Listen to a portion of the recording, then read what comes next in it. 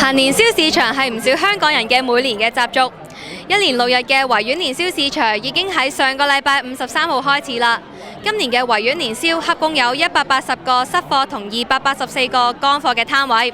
我而家身處於年宵市場近興發街嘅入口，可以見到現場嘅人流係非常之多㗎。今日已經係年宵嘅第4日，而家係下午嘅3點鐘啦。可以見到而家天氣十分之好，同埋現時嘅氣氛亦都係好高漲㗎。今年係羊年，送馬迎羊，我哋見到現場唔少嘅攤檔都有售賣有關羊年嘅產品，包括有羊仔造型嘅攬枕、飾物同埋公仔等等。同時，我哋發現咗唔少攤檔係售賣具有政治諷刺意味嘅產品，更加入咗雨傘運動嘅元素，就好似我手上呢個催淚彈造型嘅打火機。我哋叫做最低能武力，其實就係想講緊香港嗰隊暴力團隊，佢用催淚彈、用胡椒噴霧，雖然可以令到我哋好辛苦，但係佢從來都冇改變我哋嘅思想。佢話自己係最低武力，但係既然一個改變唔到人哋嘅思想嘅武力，我哋覺得佢只係最低能嘅武力，所以就係咁樣。一開始我哋用咗呢個名就係做我哋嘅名，就想話翻俾大家聽，整個催淚彈出嚟。然後希望大家保持一樣嘢 ，DF928，Don't forget 928，就係呢個原因啦。另外，響應去年嘅雨傘運動，多個政黨亦都喺維園擺檔，有啲市民就等緊如若微社揮春。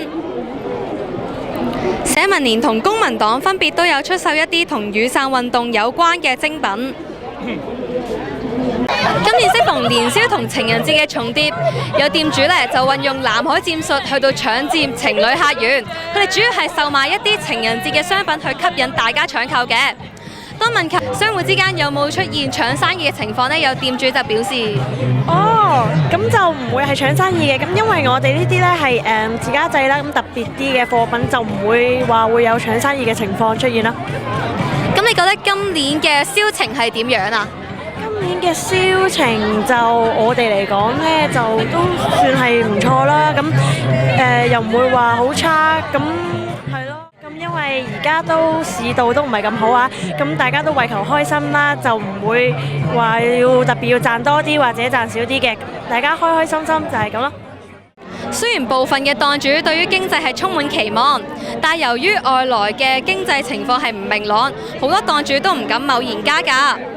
有大部分嘅檔主都表示，內地工資成本嘅上漲高達2成至3成，而投檔嘅成本亦都增加咗，所以估計盈利只有1成。